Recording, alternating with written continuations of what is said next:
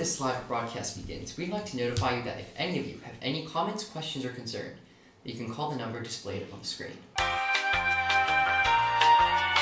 Hello, welcome back to All Women Are Queens Studios. I'm Matthew Jack. And I am Virgilia Logan. We are your hosts for tonight's conversation. Let's begin. 2020. It's hard to believe that we've made it this far.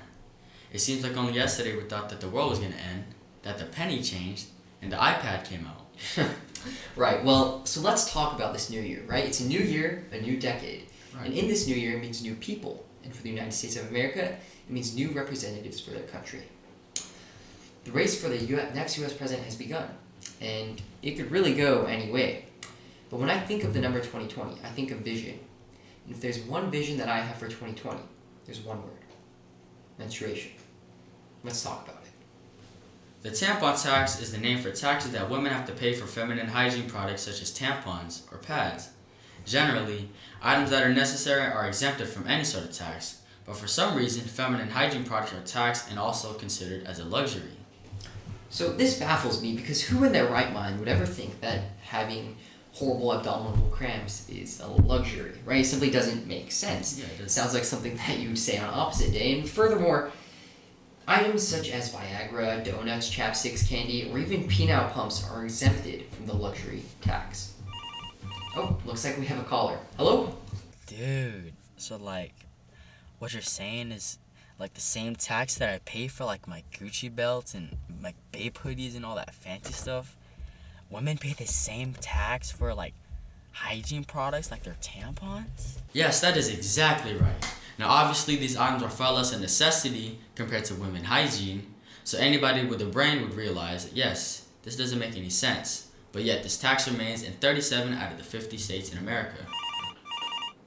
So it looks like we have yet another caller. Yes, hello. What is your name? Hi, big fan here. I'm just curious, why does this tax even exist? That's a fantastic question, citizen. I would give you an answer, however, I believe that our former President Barack Obama would do a much better job of answering this question. So let's get him on the line, shall we? Yeah, alright. Can we get him on the line? Hello? This is Obama. Hello, Mr. Obama. So a citizen was curious, why does the tampon tax even exist? I have to tell you, I have no idea why states would tax these as luxury items. I suspect it's because men were making the laws when those taxes were passed. Thank you so much, Mr. President. Hi, does this mean that I can make a difference or whatever by voting? Yes, that is absolutely correct. You were given that right, and it's your responsibility to exercise it. Thank you so much, caller.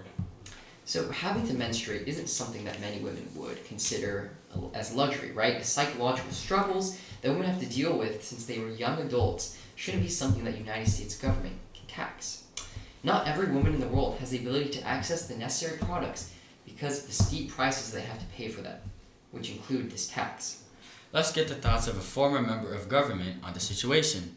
We are very proud to introduce our guest speaker, a Manhattan Assembly member, Linda B. Rosenthal. All over the world, girls and women have trouble accessing their necessary menstrual hygiene products, and girls and women miss days of school and work every month.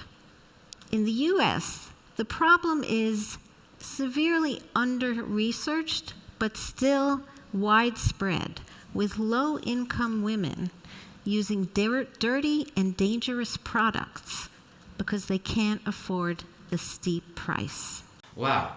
So it would seem that the primary reason that the situation is yet to be resolved is because the government is predominantly male, and therefore passing a bill that would, for instance, eradicate this tax wouldn't apply to them.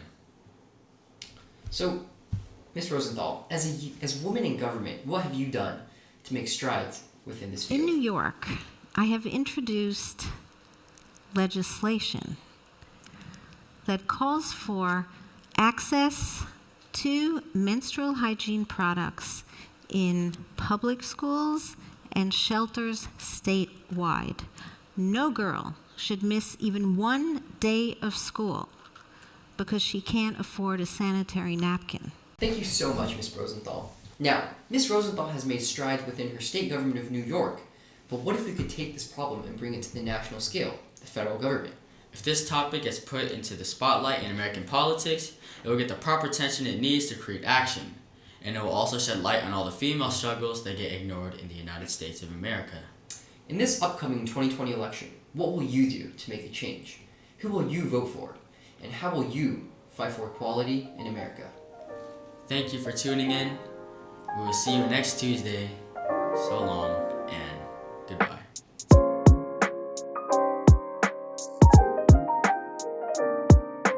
Dude, that's dude.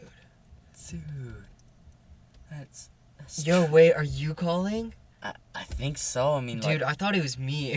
wait, look at Dude, what you're holding. Is that even a? Dude, That's so your trippy, wallet, dude. dog, Dude.